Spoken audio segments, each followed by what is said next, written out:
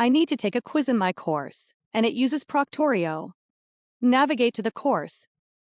Click on the quiz that has Proctorio. Click on Take the quiz. Scroll to the bottom of the page. Click on Continue. Click on the screen you wish to share.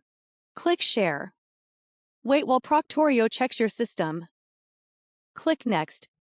Click on I accept. Begin exam now. You see the Proctorio panel on the right.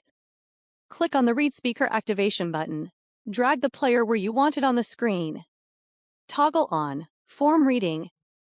Highlight your question and answer choices. Click on Listen to hear the question and answer choices read to you. Which of the following was the first mechanical form of writing? Manual typewriter, word processor, electric typewriter, dictation.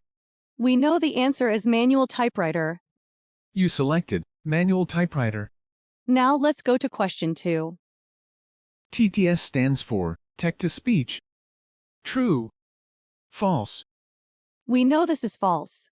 You selected false. And now, question 3.